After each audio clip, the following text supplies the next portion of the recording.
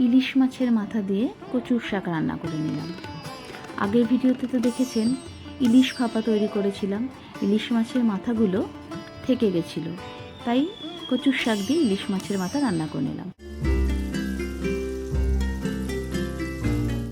নিয়ে নিয়েছি কচুর শাকের ডাঁটা, কিছুটা পাতাও নিয়েছি। একটা কড়াইয়ের মধ্যে, তার মধ্যে একটু নুন, একটু হলুদ গুঁড়ো আর পরিমাণ মতন জল দিয়ে কম আঁচে ঢাকা দিয়ে এটাকে সেদ্ধ করে নিতে হবে।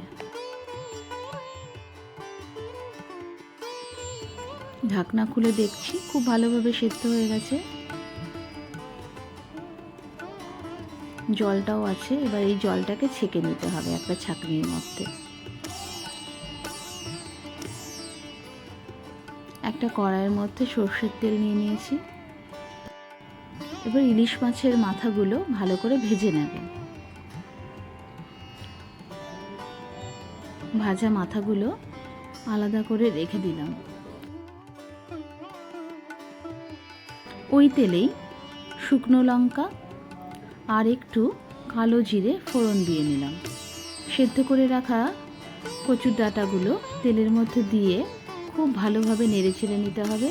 আর কয়েকটা চেরা কাঁচা লঙ্কা দিয়ে নিলাম। একটু আদা বাটা দিয়ে খুব ভালোভাবে এটাকে কষিয়ে নিতে হবে। আগে তো নুন দেওয়া ছিল, নুন দিয়ে সেদ্ধ করা ছিল, তাই অল্প পরিমাণে নুন দিলাম।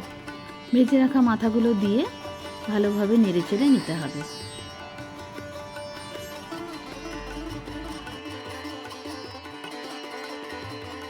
নামানোর আগে একটু লেবুর রস দিয়ে নিতে হবে। লেবুর রস না থাকলে একটু ভিনেগার দিয়েও নামিয়ে নিলে হবে, তাহলে কিন্তু খাওয়ার সময় গলা চুলকবে না।